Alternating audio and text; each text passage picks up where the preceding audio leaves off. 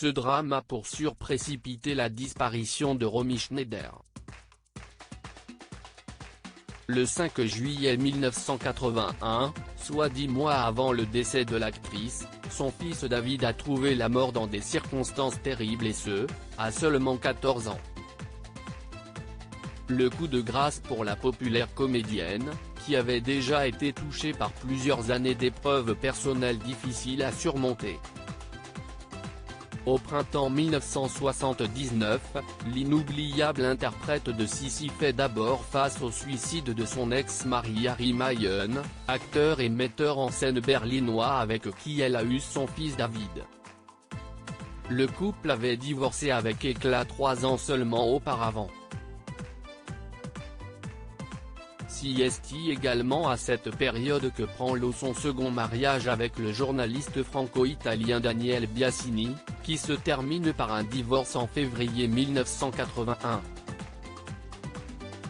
Le père de la petite Sara Biasini, alors âgée de 4 ans, part vivre à Los Angeles, mais il revient à Paris dès le mois suivant lorsqu'on diagnostique à Romy Schneider une tumeur au rein droit.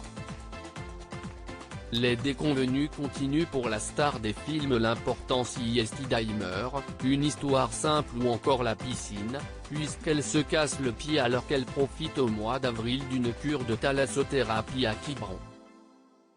Le 23 mai 1981, elle est admise à l'hôpital américain de Neuilly-sur-Seine pour une ablation du rein atteint d'un cancer. Heureusement, la comédienne allemande naturalisée française peut compter sur le soutien de son nouveau compagnon, le producteur Laurent Pétain. Tout bascule ce maudit 5 juillet 1981, alors qu'il rentre d'une balade à vélo dans l'après-midi, David Mayenne se rend à la propriété que possèdent les parents de Daniel Biasini, son ex-beau-père dont il est resté proche, à Saint-Germain-en-Laye.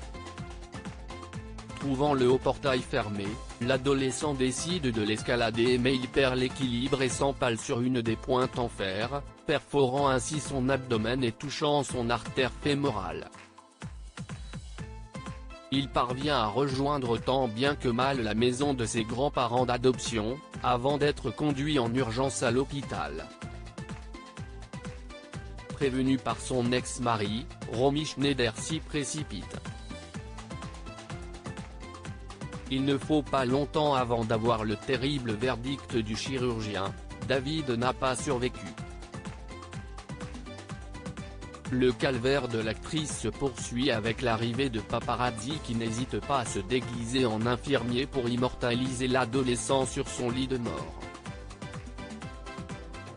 Que des journalistes se déguisent en infirmier pour photographier un enfant mort. Où est la morale ? Où est le tact ? Romy Schneider déplore-t-elle lors de son passage dans l'émission Champs-Élysées en avril 1982. Heureusement, aucun média n'a jamais accepté de publier les morbides clichés. Des photographes qui ont également perturbé l'enterrement de David Mayenne quelques jours plus tard, au point de faire perdre son sang-froid à Alain Delon, l'ex-fiancé et ami fidèle de Romy Schneider. Lors d'une interview accordée au magazine Gala en 2018, Daniel Biasini s'était souvenu ce jour tragique, « C'est ce que j'ai vécu de pire en plus de 70 ans de vie. Il est presque mort dans mes bras.